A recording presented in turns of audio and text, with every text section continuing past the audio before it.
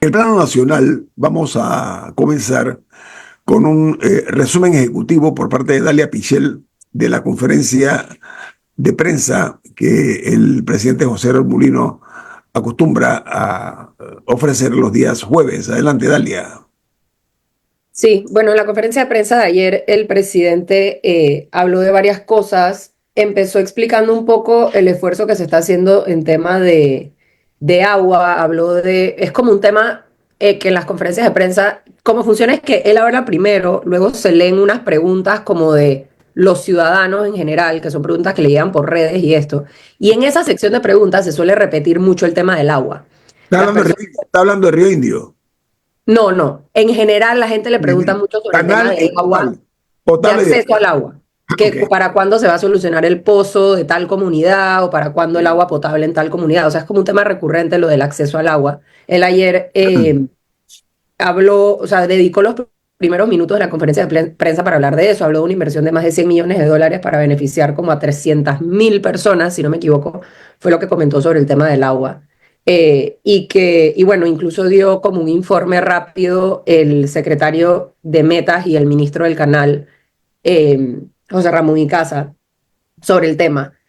Y bueno, luego de eso mencionó otros temas de licitación para la construcción como que habló de varias de las inversiones que se están haciendo a nivel de infraestructura. Luego fue interesante porque luego de abrirse el periodo para las preguntas de los ciudadanos, llegó a la parte de los periodistas y surgieron los mismos temas como usuales que están en la palestra ahorita, entre ellos el tema migrante. Y él tuvo dos respuestas particulares que me llamaron la atención un poco que nos dicen bastante sobre cómo el gobierno está manejando el tema a nivel comunicacional y en el propio, o sea, en el territorio, ¿no? Primero le preguntaron sobre, él dio como una actualización de cuáles son las cifras, o sea, de cómo están, cuántos migrantes hay, explicó que las personas que están en Darién están en proceso de regularizar todo su papeleo para llevar adelante las repatriaciones que falten. Y le hicieron una pregunta de cuándo los periodistas van a poder acceder a el campamento de migrantes para conversar con las personas. Y él dijo algo así como que, bueno, lo que hay que hacer en realidad es que eso se tiene que manejar con mucho cuidado y que eso se tiene que planificar, que por ahora no se tiene prevista como una gira de medios al lugar. Es evidente que igual los medios están llegando. O sea, los medios internacionales están enviando personas a Darién que están cerca del campamento intentando conversar con las personas. Y es un poco contradictorio si se dice que estas personas no están detenidas ni están privadas de su libertad, porque no pueden conversar con periodistas que se puedan acercar al área para tratar de conversar y entender cuál es su situación.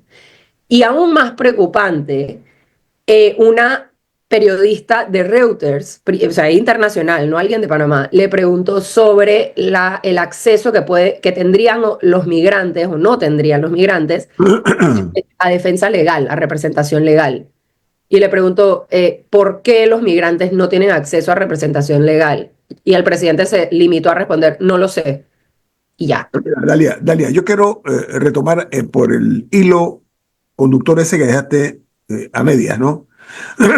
Ese tipo de respuestas, yo tengo la impresión de que su equipo, el equipo asesor en materia comunicacional del presidente, y esto no es un consejo no solicitado, esta es mi opinión, tiene que reformularse la pregunta, los resultados hasta ahora, ¿cuáles son en materia comunicacional? Disculpen. Eso de esa respuesta con relación a un tema que es mundial, el tema este es de carácter mundial. O sea, yo creo que hay algunos funcionarios que no han entendido. No, y es una pregunta que debían haber esperado.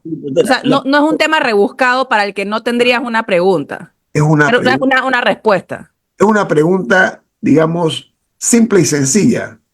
La pregunta que incluso no tiene que ser periodista para hacerla. Me explico lo que quiero decir. Entonces, está la migración como un tema vigente en toda la información mundial. Panamá es uno de los puntos principales porque hemos sido paso casi que obligado para decenas de miles de ciudadanos del mundo que han cruzado la selva del Darién. Es muy difícil en estos tiempos lograr mantener en secreto este tipo de cosas. Yo lo digo para bien. ¿Saben por qué? Porque está la imagen del país de por medio, no la imagen del gobierno, la imagen del país. Hay que entender eso, por una parte. Por la otra, dentro del marco de la objetividad, eso es como encender una chispa en un polvorín para poner las cosas desde su perspectiva adecuada. Porque provoca lo que aquí en Panamá llaman morbo, ¿ok? Provoca suspicacias. Y la sociedad panameña, lo he dicho, es una sociedad infestada por la incredulidad, precisamente por este tipo de cosas. A mí se me ocurre pensar, eso dice Dalia, una periodista de la agencia de noticias Reuters, que no es cualquier cosa, es de las principales del mundo. Atención, mucha atención. Y estamos viendo mucha prensa internacional en Panamá, porque Panamá es foco de noticias por el tema de lo que ha dicho el presidente Trump con relación al canal de Panamá. Pero además, paralelamente, para efectos de la visión periodística internacional, el tema migratorio también está en la agenda. Les prometo que eso es así. Yo digo, en mi opinión, repito, no solicitada, pero que ejerzo el derecho que tengo para opinar. Se me ocurre que hay que replantearse ese tipo de estrategia porque a las malas ni los zapatos entran. ¿Sí? Entonces yo creo que hay que comenzar a moderar los tonos y los modos. Cuando se hace una conferencia de prensa, mira, el expresidente de México, Andrés Manuel López Obrador, un hombre ácido, hombre agrio en su forma de expresarse, siempre procuró neutralizarse. Algunas veces perdió el control, que fueron muy pocas, pero entendió que era la vía para él lograr hablarle al pueblo mexicano. Y adivinen qué, salió de la presidencia con un 70% de aceptación. La dejo ahí. Dalia. Sí, yo creo que es, primero, que sea medios, porque bueno, en Panamá ya nos medio acostumbramos, tristemente, porque es nuestra realidad, a los tonos y a las formas del presidente. Yo creo que todo periodista que le toca ir a la conferencia de prensa con una pregunta preparada que va en torno a lo que el medio que representa está cubriendo ese día, puede esperarse o puede estar preparado para un para atrás, como diríamos, por parte del presidente. Está bien. Que sea o sea, no está bien, pero no estamos acostumbrados. Que sea la respuesta de esta forma tan simplemente, porque la periodista dijo, no han podido, se les ha negado el acceso a asistencia legal. Y él simplemente, y ella le preguntó, ¿por qué? Y él dice, no lo sé. El intentar desligar al Ejecutivo, al presidente, a su gobierno, de lo que está sucediendo con estas personas en el Darién. Primero nos intentamos desligar en cuanto a los costos. Fue lo que más se repitió. Eso no le está costando un centavo a Panamá. Hay costos indirectos, por lo cual sí le está costando algo a Panamá, pero está bien. No estamos pagando los vuelos ni el hotel, digamos, ni la comida. Pero tratar de desligar lo que está sucediendo con esas personas de las decisiones del Ejecutivo es imposible. O sea, no se puede desligar porque están en territorio panameño, están bajo jurisdicción de Panamá y Panamá está tomando decisiones sobre qué pueden o qué no pueden hacer en ayuda con las organizaciones internacionales y tal.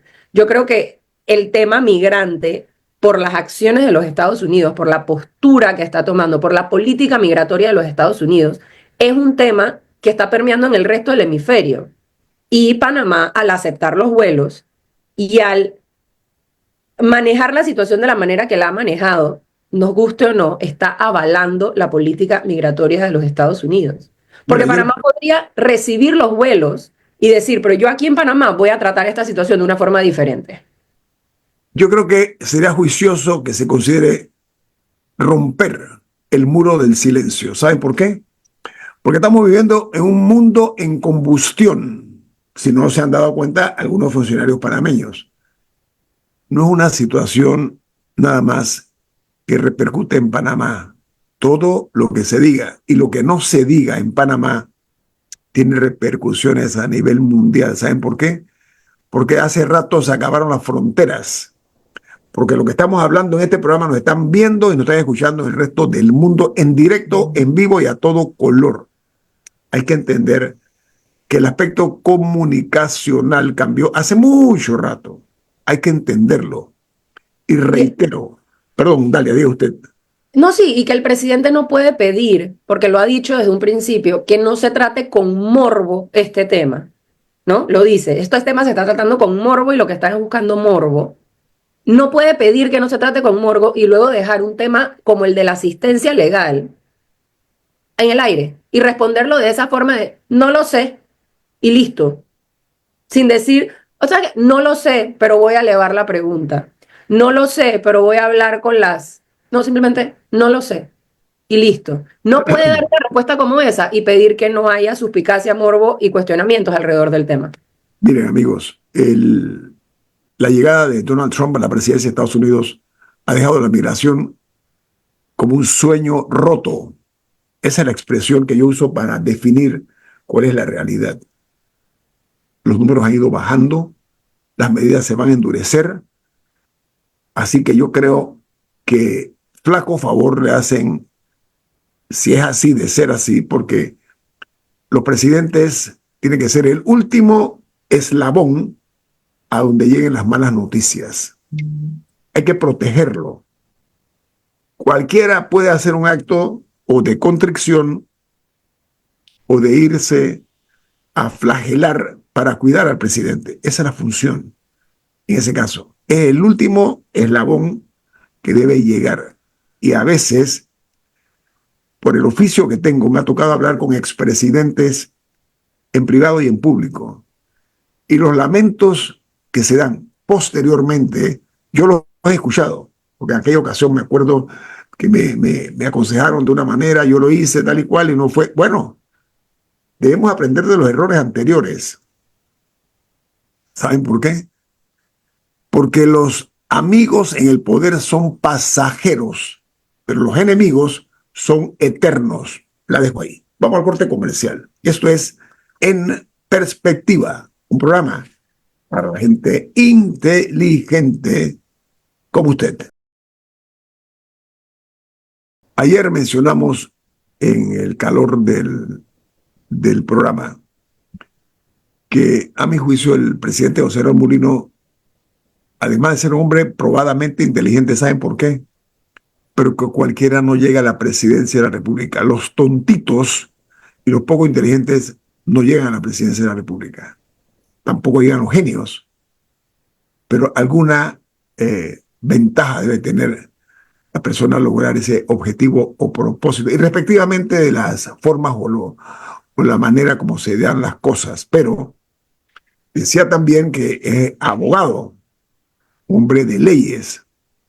Esas dos cosas deben tranquilizarnos. Y yo quiero reiterar, hablo muy poco en primera persona, pero creo que si al presidente Moreno le va bien, a nosotros nos va bien, al país le va bien. Cuando hablamos de estas cosas, las decimos con la forma directa que él, como siempre digo, el único lenguaje que yo utilizo es el de la franqueza. Conmigo no hay dobles estándares. Y cuando decía de López Obrador, el expresidente de México, que contrario a lo que decían sus asesores, presidente, ¿cómo se le ocurre? Él dijo, eso va. Y se atrevió a enfrentarse todas las semanas a la prensa local, mexicana e internacional. Y no eran 8, no eran 15, no eran 20, para que estemos claros, ¿eh? Claro, México tiene otras cosas que no son proporcionalmente iguales a Panamá. No obstante, la parte comunicacional, como dije, es importante. Miren, yo me tomé el cuidado muchas veces de ver las conferencias de prensa de AMLO. Y siempre cuando él tenía una pregunta incómoda, él decía, ministro, tal, por ejemplo, canciller, explique esto. Ministro de Sanidad Pública, porque en México es, ¿no? Él se apoyaba en los expertos en la materia, que deben ser lo que en México se llaman los secretarios, que aquí en Panamá se llama ministros. Entonces se me ocurre pensar que eso podría ser una opción para que no asimile esa pregunta que se le formuló, que dice Dalia, que él dijo no sé. No creo que ayuda mucho, ¿eh? y lo digo con la mejor de las intenciones. No sé si hay algún otro comentario para cambiar el tema, Camila o Dalia. Sí, bueno, nada más brevemente de la conferencia. Como mencionábamos, él anunció varios planes, proyectos que tienen que ver con agua, con el mejoramiento de potabilizadoras. Son proyectos que por un valor de más de 100 millones de dólares, muy necesarios, como Dalia mencionó, no sé si fue en el cambio o antes de empezar el programa, en Panamá la gente clama por agua. Se nota en todas las conferencias, es un tema recurrente, es un drama que se vive día a día en este país. Todos los días hay comunidades sin agua que no cuentan desde hace, o sea, que nunca han contado con un acceso constante. Así que enhorabuena que se va a invertir en esto. Esperemos que sean proyectos que verdaderamente sean una diferencia para estas comunidades. Uno de Habiendo los dicho viajeros eso, que me parece importante resaltar también algo positivo que salió Permiso, de la antes que cambie el tema, conferencia. permiso, antes que cambie el tema, permiso. Uno de los viajeros frecuentes en este programa, el doctor Guillermo Castro, dijo con mucho tino, Panamá es un país bendecido por el agua que tiene. El agua que tiene Panamá no la tiene la mayoría, casi ninguna otra nación del mundo. Y es no únicamente estoy hablando de los mares, los ríos, hombre. Panamá las venas líquidas que tiene son producto de, digamos, si no de envidia, de admiración. Y adivinen que Panamá no está administrando durante décadas, no es este gobierno ni el anterior, gobiernos que vienen, gobiernos que van y sigue la crisis del agua. No se ha resuelto. Y déjeme decir algo, el sector agropecuario, ha sufrido en carne propia esa crisis del agua y no entendemos, por lo menos algunas personas, la necesidad de que Panamá sea más autosuficiente en la producción de alimentos. ¿Saben por qué? Porque si hay una crisis mundial, que Dios espero que no lo permita, Panamá vive de la exportación, Panamá vive de lo que viene de fuera hacia adentro en materia de alimentación. Tenemos los supermercados aquí tienen el producto que usted quiera. Bueno, eso se va a ver afectado y vamos a tener que ver cómo hacemos para sobrevivir con nuestros recursos que tendríamos por parte del agro. Voy a hacer un comentario para bien, al oído del que quiera escucharlo. Yo recuerdo, antes de que se diera la crisis del niño, de la niña y todas estas cosas que son tragedias, en Panamá creo, no me atrevo a precisar, mejor no voy a, pero eso fue como los 70, más o menos. El MIDA creó una serie eran como unos pequeños laguitos que se hacían en MIDA para que el agua se concentrara para cuando llegara la época seca. A los ganaderos se les daba esa ayuda, ese apoyo de crearles como reservorios de agua, pequeños laguitos, por decir un término, donde el agua se mantenía como un recurso que no faltaría en el verano. Es un ensayo importante y una inversión muy buena que se haría si el MIDA, el Ministerio de Desarrollo Agropecuario, mirara más hacia el hombre, el sector productivo de alimentos de Panamá. El MIDA tiene los recursos y si no los tiene se les puede dar.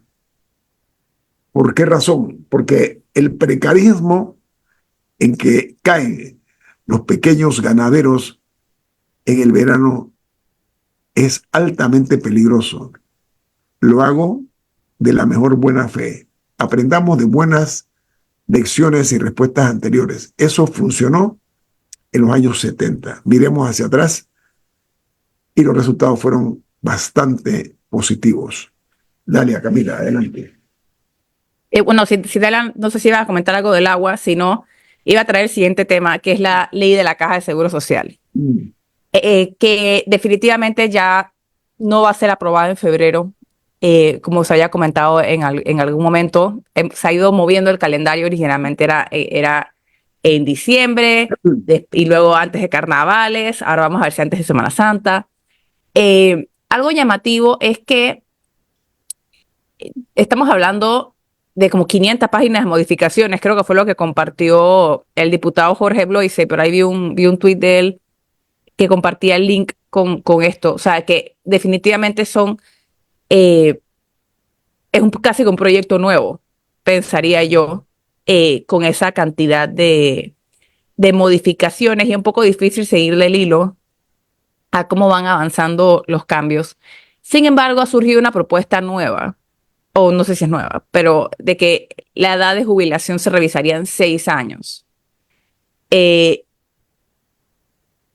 eso, por lo menos pone una fecha, pasamos de nada a que por lo menos pone una fecha de cuándo, pero estaba viendo un tuit que no recuerdo quién lo puso, de que el proyecto del gobierno era modificar la edad en 7, o sea, en 7 años es que se iba a ver el primer cambio en la edad, pues. O sea, a pesar de que se aprobaba hoy, ponte, hoy en el 2025, bueno, en verdad era en el 2024, los cambios se veían 7 años después, asumo que en el 2032, porque creo que entraba en vigencia en el 25. O sea que estamos hablando de prácticamente lo mismo, solamente que ellos no serían quienes cambiaron, o sea, ellos no quedarían como los que cambiaron la edad. Dirían, no, es que no, en 6 años se revisa y lo más probable es que ahí sería un sí, pero no tendrían ellos la responsabilidad de hacerlo. Y en verdad iría casi que con los tiempos que tenía el Ejecutivo. No sé qué opinas, Dalia. O sea, iría con los tiempos que tenía el Ejecutivo, solo que sería, o sea, para ir enfilado con lo que había planteado el Ejecutivo sería inmediata. O sea, el aumento a la edad dentro de 6 años, para cumplir con lo que tenía el Ejecutivo, por decir algo, tendría que ser Entraría un inmediato, año después. de un año para otro. Aquí lo que se estaba haciendo era que las personas que estaban a 7 años o menos de jubilarse con la edad actual no iban a ser afectados o impactados por el aumento. Eso era lo que había planteado el Ejecutivo. Eh, a mí me parece, no sé, a mí me parece un poco, sí siento que hay un aspecto de patear la pelota sobre el No, tema de la no, pero paramétrica. sutilmente, ojo, lo están intentando, entre comillas, O sea, que sutilmente. creo que están tratando de no asumir la responsabilidad. O sea, de que en la práctica medio que sea lo mismo, pero eso sí, tendría que sentarme a leer cómo queda el documento, que es parte de la dificultad, que estamos haciendo suposiciones con lo que se habla en la asamblea y lo que va surgiendo, pero habría que sentarse a leer el documento de exactamente qué es lo que pasaría en 6 años. No vaya a ser que en 6 años dijeran que, no, es que entonces entra en vigencia 7 años después, ya serían casi Bueno, 15 años. bueno, es que o sea, parte de lo que se plantea es que haya como una revisión técnica con la intención de que en estos 6 años se hagan o sea, se transparente la información, se saque data financiera, se tenga como toda esta capacidad para analizar la situación dentro de 6 años en base a las cifras y en base a la situación. También tomando en cuenta que dentro de 6 años la situación financiera del país va a ser radicalmente distinta. No sé si radicalmente mejor o radicalmente peor, pero la situación va a ser distinta dentro de 6 años y la situación de la caja va a ser distinta, al margen de lo que se apruebe o no en la ley, si el gobierno va a inyectar X cantidad al año, si los patronos van a pagar X cantidad más, lo que sea que se apruebe va a cambiar la realidad financiera de la caja del Seguro Social. O sea que lo que dentro de 6 años se tenga que decidir no va a ser bajo las condiciones actuales. Sí, pero No sé hubo un si- consenso, permiso, hubo un consenso que se logró por parte de las bancadas, con la excepción del PRD. El PRD se abstuvo en este caso, pero se habló de una propuesta que incluya la fórmula de que se haya o se den aportes por parte de la Caja de Seguro Social, de los fondos de la Caja de Seguro Social, para que se realicen estudios actuariales sobre 3 puntos. Uno, que una firma internacional experta en seguridad lo haga. Eso lo propondría la Caja de Seguro Social. El segundo es una entidad académica o centro de estudios actuariales, también correría por responsabilidad de la Caja de Seguro Social. Y el tercer punto propuesto es un organismo internacional o una entidad con experiencia, con conocimiento en materia de pensiones. Entonces, esta es una propuesta que, de acuerdo a lo que dice un diputado, no es política sino técnica. Pero no olvidemos que la Caja de Seguro Social, para vergüenza de varios gobiernos que antecedieron a este, permitieron que la Caja se manejara sin informes financieros. Eso es un crimen de lesa patria. ¿Y adivinen qué? no ha pasado nada. No ha habido responsabilidades ante estas irresponsabilidades. Esa es parte de la tragicomedia, no griega, sino panameña que se ha vendido, de que no hay rendición de cuentas. Haber manejado la institución más grande de salud de este país sin conocer los números, eso no tiene perdón. Pero si eso queda una vez más en la nada, seguiremos en lo mismo. ¿Saben por qué? Porque no hay rendición de cuentas. Y un saludo cariñoso, en ese caso, para el Ministerio Público, los que han estado en ese puesto, que no se han atrevido a exigir que esas cuentas se rindieran. Con el patrocinio, seguro estoy, de altos funcionarios de cada uno de los gobiernos que por décadas han tenido la responsabilidad de manejar los destinos de este país. El día que aquí se diga fulano, fulano, fulano, lo que tienen que ver exactamente con esa parte, vengan para acá porque ustedes hicieron su trabajo, otra historia estaríamos contando. Vamos al corte comercial. Esto es En Perspectiva, un programa para la gente inteligente como usted. Este tema tan escabroso, tan espinoso de la Caja de Seguro Social, que es motivo o es objeto y sujeto de una revisión seria de por qué hemos llegado a esta crisis que todo el mundo lo sabía, todo el mundo me refiero por parte de los gobiernos, que esto estaba no únicamente dándose, sino que estaba creciendo. Se ha enfrentado por parte de esta administración, hay un grupo de diputados, trascendió que de diferentes de los sectores políticos que ha hecho una propuesta pues, que va en el sentido de que se realice un estudio actuarial para ver el tema de el aumento de la edad de jubilación para que realmente sea sostenible este sistema de pensiones. Ellos han propuesto la Asamblea revisar en 6 años la edad de jubilación. Esa es la realidad que lo estamos viendo y viviendo. Pero hablaba de rendición de cuentas. Pero antes de llegar a eso, Dalia, usted iba a hacer un comentario que lo escucharon, lo que nos sintonizan por las redes sociales. Cuéntenos. Sí, hace 2 semanas, si no me equivoco, en la Asamblea, al margen, o sea, cuando el proyecto de ley de la Caja llegó a segundo debate, eso coincidió con un proyecto de ley también relacionado al tema de la Caja del Seguro Social que presentó el ministro Fernando Boyd, que pedía autorizar la transferencia de 91 millones de dólares al fondo del IBM para hacer frente a los pagos de febrero. O sea, estamos hablando de que el mismo mes llegó la Caja con urgencia a decir, tienen que aprobarnos esta ley para transferir estos fondos porque tenemos que poder cumplir con las obligaciones de febrero. Los diputados cuestionaron muchas cosas, cuestionaron las formas, porque esto tenía que ser un proyecto de ley, porque no pasaba a través de la Comisión de Presupuesto. Algunos lo tildaron de que ustedes lo que quieren aquí es que se haga o sea, que haya un sentimiento de urgencia para apresurarnos con las reformas a la Caja de Seguro Social y asustar a los jubilados de que se están quedando sin plata. Pero además de eso, cuando el director Dino Mon estaba presentando el proyecto de ley ante el Pleno, o sustentando más bien y respondiendo preguntas, dijo que parte del problema es que al ellos llegar a la institución en octubre del año pasado, se dieron cuenta que las cifras, o sea, que ese presupuesto que había presentado y aprobado la Caja para el 2025, básicamente estaba mal balanceado.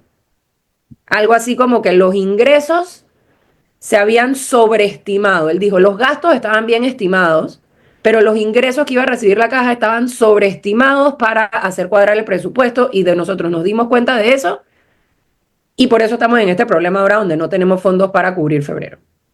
La pregunta base de todos los diputados, o de la gran mayoría de los diputados que tomaron la palabra en ese momento fue, usted nos está diciendo que aquí se maquillaron unas cifras, ¿dónde están las denuncias sobre ese tema?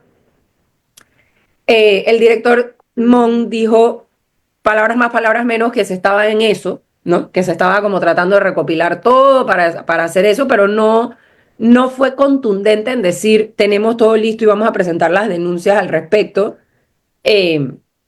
fue un poco más, o sea, y no lo digo de forma negativa, o sea, fue un poco más tibio al respecto con el tema de lo que se iba a hacer con las denuncias, pero surgió. O sea, ¿por qué si aquí se reportaron mal números, o sea, supuestamente se reportaron mal números y se tenía una mala estimación?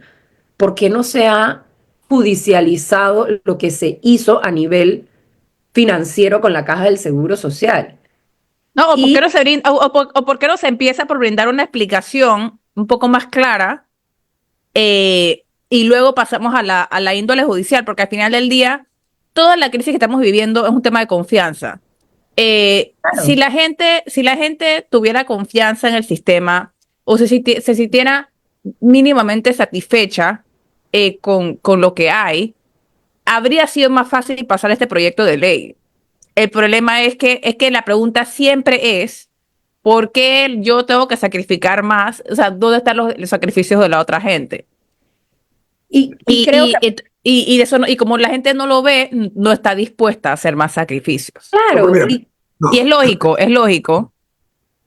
porque venimos de décadas, o sea, el país y los cotizantes vienen de décadas de que se ha minado justamente esa confianza. Y tristemente, la confianza no se recupera diciendo, miren, pusimos un actuario de director, tenemos un ministro de Economía y Finanzas que confiamos que está haciendo las cosas bien, tenemos un buen ministro de Salud y el presidente Mulino tiene la intención de abordar el problema. La confianza, o sea, el deterioro de confianza que ha habido en torno al tema de la Caja del Seguro Social, que viven los asegurados día a día en la prestación de servicios de salud. Porque por más que son dos cosas distintas, dos fondos distintos, para las personas la Caja del Seguro Social es una misma cosa. pero, Entonces, que esa confianza esté tan deteriorada no se soluciona con es que tenemos un buen equipo de trabajo que quiere hacer las cosas distintas. Tristemente, porque las personas dirán, es que a mí me han prometido una mejora al servicio desde siempre y no la han podido ejecutar. No, y hasta cierto punto, creo que, o sea, y no lo digo del punto de vista de como un escape, pero alguien tiene que ir a la hoguera. O sea, alguien se tiene que hacer responsable. Alguien es. voy para allá, O voy sea, para allá. alguien se tiene que hacer responsable de lo que ha pasado. Eh, y digo, no se me ocurre una mejor frase, pero hasta un cierto nivel yo creo que la gente quiere algo de sangre. O sea, la gente, no física, pero claramente hay un desgreño, para usar una palabra gentil. Pero no, no, la palabra se queda corta por la dimensión. Y la gente quiere, o sea, quiere a alguien en la hoguera. Y yo creo que eso ayudaría a fomentar, dizque, ok, aquí están las consecuencias. Ahora que ya hay un castigado, necesitamos corregir. Y para eso tenemos que hacer A, B y C. Pero hasta que la gente no vea lo primero, Sí.